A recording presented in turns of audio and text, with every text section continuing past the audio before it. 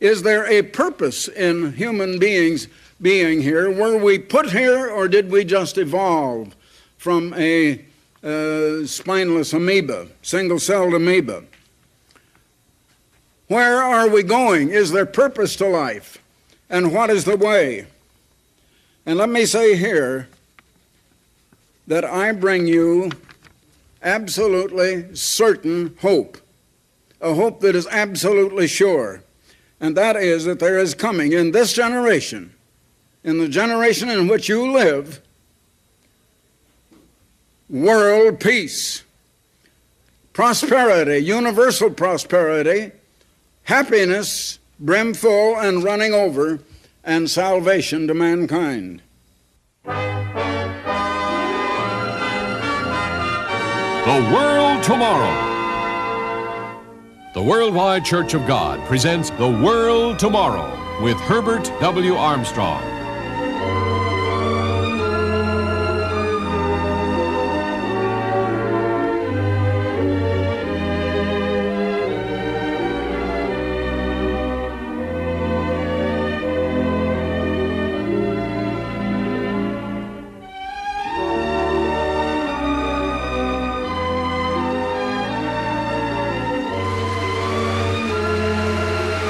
Ladies and gentlemen, Herbert W. Armstrong. All you read in the newspapers, all you hear in newscasts is bad news. You hear of the evils of the world, and it seems that there is nothing good. What was the cause? Is there a devil? And if there is a devil, where did he come from?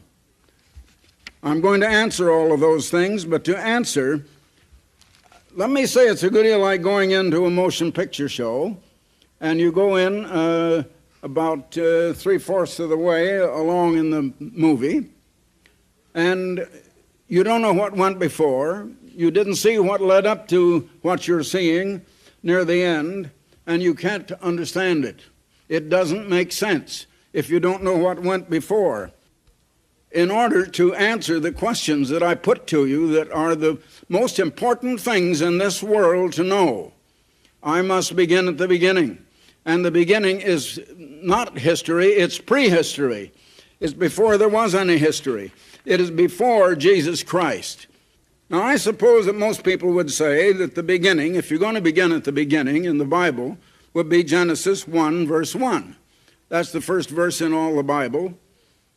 In the beginning, God created the heavens and the earth. But that is not the beginning. There is a prehistory considerably, and it might be even millions or billions of years before that, because the number of years, the amount of time, is not revealed at all.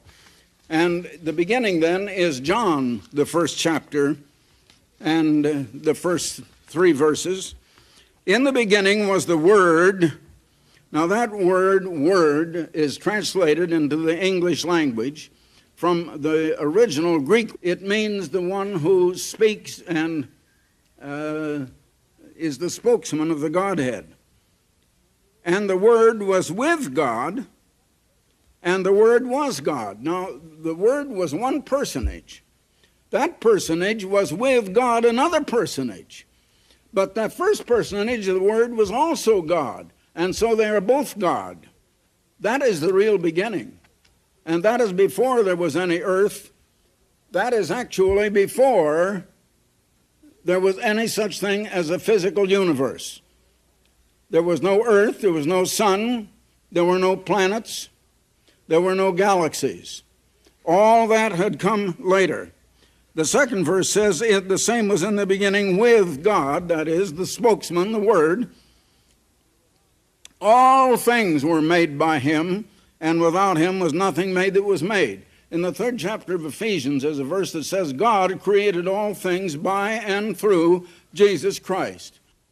Now, in the 14th verse of this first chapter of John, you will read that the Word was made flesh and dwelt among us, and we beheld his glory, the glory as of the only begotten of the Father, full of grace and truth.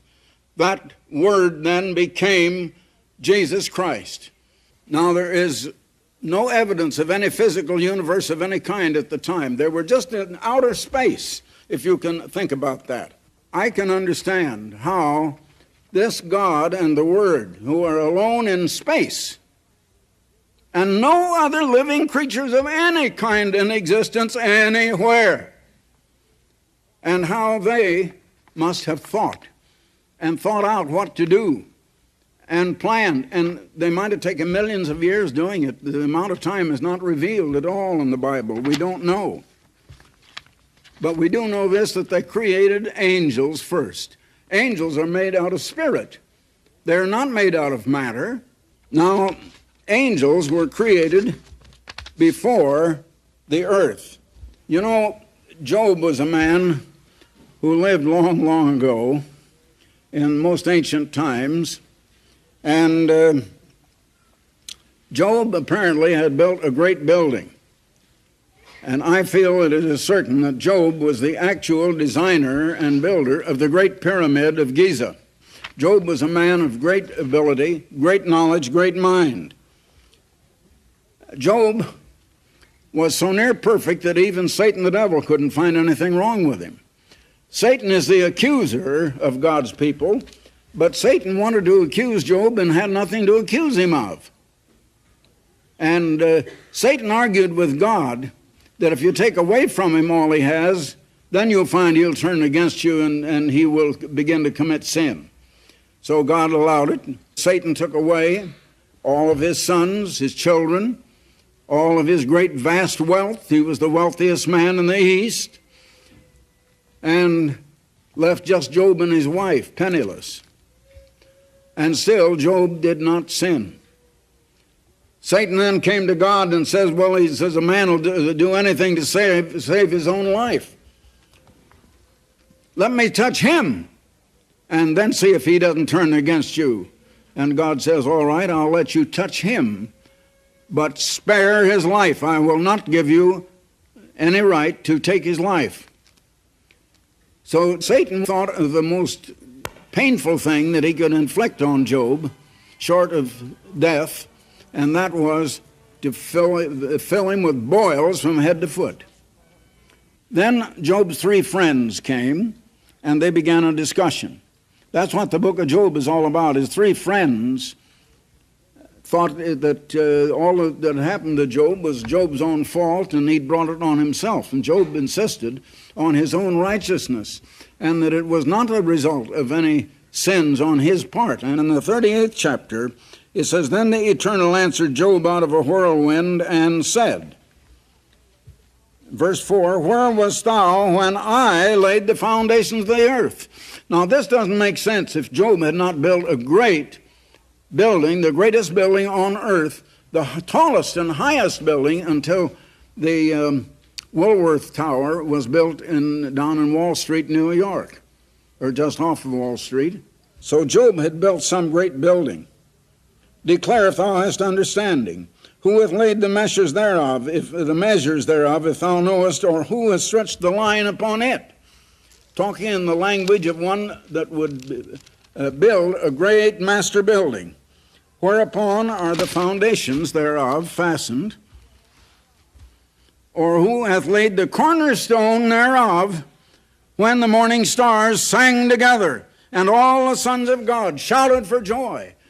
In that case, that is long before man was created. Therefore, the sons of God, therefore, are, and all the way from the first chapter of Genesis, referred to as the angels.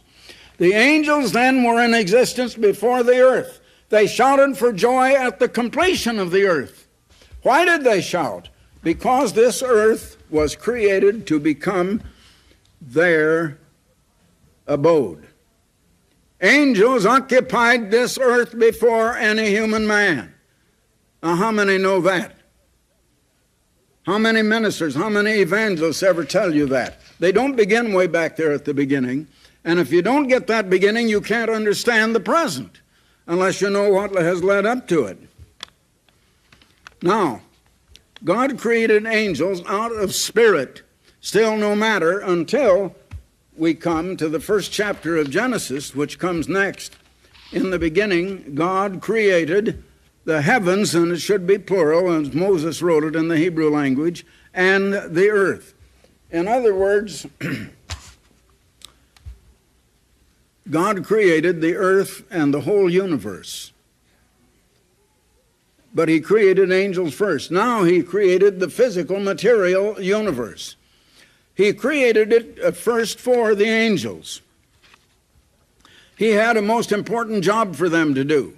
That is the way God created the earth. That's the way he created the entire vast universe. He did not finish it. He put angels on the earth, and their job was to finish it. God had a great job for them to do, and that's why they were put on the earth.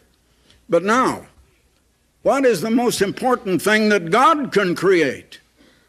The most important thing that could be created is something God cannot create directly by fiat at all, and that is holy, righteous, perfect character.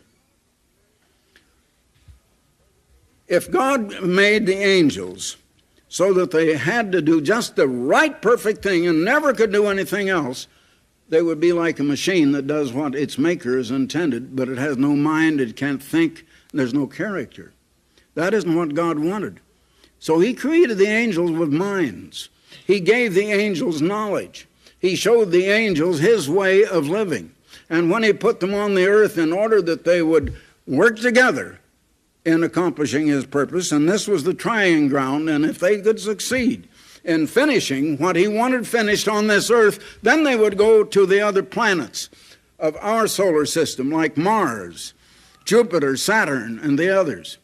And after they finished our solar system, which is only part of a great galaxy, then they would go to the other planets in our galaxy, and after they finished that, to the other myriad galaxies as far as outer space goes. Now I'm going to show you that instead of building up and finishing it, they destroyed the earth and tore it down and started wrecking what God had created instead of adding beauty and other things to it. Now, God is the author of beauty. God is the author of light. Satan is the author of chaos, of confusion, and of darkness. But I want to show you a little more about Satan and his origin. God put over those angels a super archangel, the most perfect, the most powerful being that God could create. But remember, I told you the one thing God cannot instantly create without taking away the right of free choice, the right of any character whatsoever, is character, holy, righteous, perfect character. And so God did not create the angels with that. God showed them and taught them the right way, but he did not force them to go the right way. They had to make their own decision, even as you and I, and ultimately the whole world will have to, but most of the world is not called to judgment as yet. Now, in the 14th chapter of Isaiah, you begin reading about the king of Babylon, who was a type of sin on the earth, the ancient King Nebuchadnezzar of Babylon. And then it comes to the 12th verse and speaks of someone not human at all, someone far greater, of whom the king of Babylon was only an earthly servant or type, and so on. He says here, "How art thou fallen from heaven, O Lucifer?" That's the great antitype. Just as Nebuchadnezzar was the first ruler of an empire, the ruler over the world, so this is someone that was put as ruler over the whole earth in the time of angels. "How art thou fallen from heaven, O Lucifer?" His name was Lucifer. The name Lucifer means shining star of the dawn, a light bringer, a bringer of light and truth. Son of the morning. Well, that's another word that even describes the meaning. Son of the morning, light bringer. He had fallen from heaven.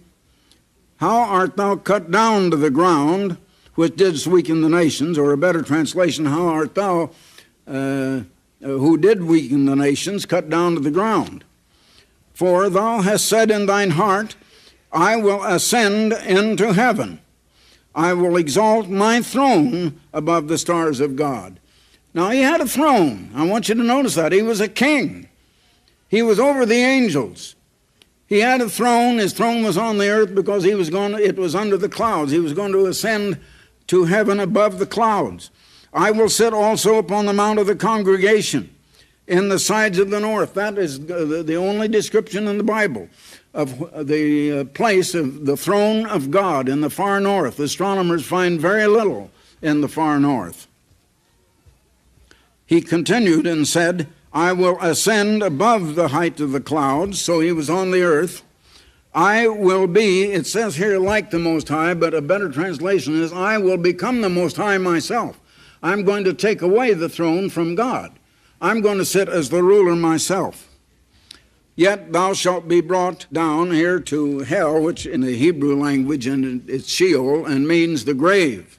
Now, I'd like you to turn next to Ezekiel, the 28th chapter, and here again we find something mentioned of him. Now, here it starts out talking about the prince of Tyre in the second verse. Then finally it comes to the great antitype that he represented actually. Moreover, the word of the Eternal came unto me, saying, Son of man, take up a lamentation upon the king of Tyre. Now, it started out talking about the prince of Tyre. It was the human ruler. Now it talks of the king of Tyre, who is not human.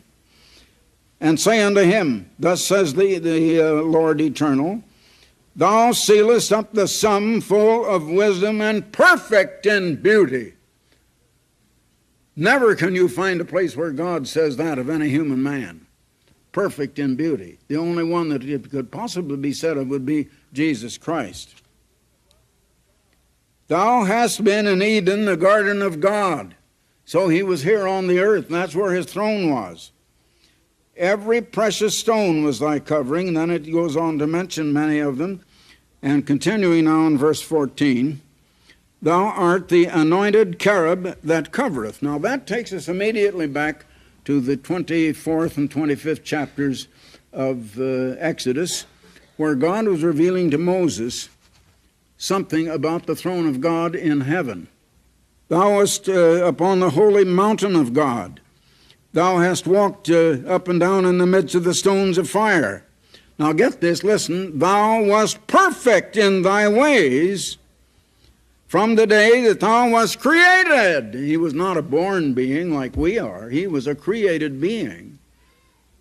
And he was perfect in his ways from the day he was created till iniquity was found in him. Now, as I say, if God had made him perfect, so he couldn't do wrong, there would have been no character whatever. God created him with a mind of his own. God showed him the right way. God showed him the way of holy, righteous, perfect character. God set the example in that God had that himself, and this Lucifer could see it. But he had gone the wrong way. Now, he had made that choice himself. He had chosen the wrong kind of character. Now, the next verse here is, By the multitude of thy merchandise, and of course it was the king of the local prince of Tyre, that was the commercial center of the world. They have filled the midst of thee with violence, and thou hast sinned. Therefore I will cast thee as profane out of the mountain of God, and I will destroy thee, or remove thee is a better word, O covering cherub, from the midst of the stones of fire. Now this great archangel now became no longer Lucifer, the bringer of light and truth, but now the bringer of darkness and a destroyer. Instead of a builder, instead of building up and adding to the earth and making it more glorious and more beautiful, which is the way of God, he now was making it ugly and destroying and tearing it down. Thou wast lifted up because of thy beauty. Thou hast corrupted thy wisdom by reason of thy brightness, and I will cast thee to the ground. Now, in the 12th chapter of the book of Revelation, you will find where John, in his vision, saw him and a third of the angels falling to the ground from heaven. when they had tried to ascend up to heaven. Now this great Lucifer now had led his angels into a rebellion. That left the earth in the condition that we find described back here in Genesis, the first chapter, and beginning with the second verse. And the earth was. That word was, as otherwise the Hebrew word is translated became. Because God didn't create it this way, it came to be this way, without form and void. Now those words that Moses wrote in the Hebrew language were tohu and bohu. It means chaotic, confusion, waste and empty, and it means corruption and degeneration. It is not the way anything could be created, it is the way things become through evil. And so here the earth had come to be in that kind of a condition, and darkness was upon the face of the deep. Now we find that the whole earth was covered with water at that time, and it was all dark. Satan had brought darkness where God had put light. Now the first thing then that the Word did, who later became Christ, was to say, "Let there be light." But I don't want to get ahead of myself again. I'd like to have you turn to the 104th Psalm for just a moment, and the 30th verse, where it says, "Thou sendest forth thy Spirit," that is, God sends forth His Spirit. They are created, and God does His creation by the Holy Spirit and through the Word of Christ. In other words, the way God creates, He creates through Christ. Christ is the Word, and He speaks, and it is done. How is it done? The Spirit of God is the power that does it. Now, it says here, "Thou sendest forth their Spirit, they are created, and Thou renewest the face of the earth." When did God renew the face of the earth? Back in the first chapter of Genesis, you find that. Now, after the angels and all of that, we come back to Genesis 1, and we find that the earth had become chaotic and waste and empty, and darkness covered the surface of it, but it was the surface of water, all ocean, no dry land. And the Spirit of God moved upon the waters. Now, I just read to you how God first sends forth His Spirit, and then Christ speaks, and it is done. And God said, now the word for God, let me go back again. In the beginning, God created the heaven and the earth. The word for God there is not the word that means just Christ alone or God the Father alone. The word is Elohim in the Hebrew language, and it is a uniplural that means God the Father and Jesus, who later became the Son by a human birth. Now, they had been put on the earth, and the earth had come to this state of darkness and chaos and confusion. That is the result of what the angels did instead of adding to it and building up. So the angels had failed in their great purpose. Now, decay is not something created. It is the way something becomes as a result of a better creation. And that's what we found there. That's what was on the earth. Now, here is what I want to show you. At that point, it left only God, the one is called God and the one called the Word at that time. This is before Jesus had been born. So it was just God and the Word, and they were the only two beings in the whole universe now that had holy, righteous character, that because they could not ever commit sin. They could be relied on never to go the wrong way. God wanted billions of people who would finish His great creation. God created man then in His own image, in His likeness, but He created man out of flesh, out of matter. God's purpose now to reproduce Himself, the greatest feat that even God could ever accomplish, and that includes bringing us into righteous and holy and perfect character, required man to be made of physical matter. That's why God had created matter, because He foresaw that. It's like a fail-safe plan. Now, what is the one thing uppermost in the mind of God now? He has human beings on the earth, and the thing uppermost in the mind of God is to restore the government of God and the character of God in humans. Now, until you understand all of that background, you can't understand the truth about mankind, beginning with Adam and coming on up to Christ and from there on. And until you understand these things, you don't know why you were born. You don't know why things are like they are on this earth. You don't know what's ahead and how it's all going to come out finally with Christ coming back as the King of Kings and the Lord of Lords. He is already qualified, and he will come back to take over the reins of government of every nation on earth. Actually, Satan has been in charge and has deceived all nations. Now, how he is deceived, that has to come in another program later, which I hope to bring you very soon, and should come 1 week from now. And I will go on and show you what led man into all of the troubles that we have, how we're to be delivered out of them, how God's plan works, what salvation is, why the world is so deceived and doesn't understand the truth of God. You'll have to begin at the beginning.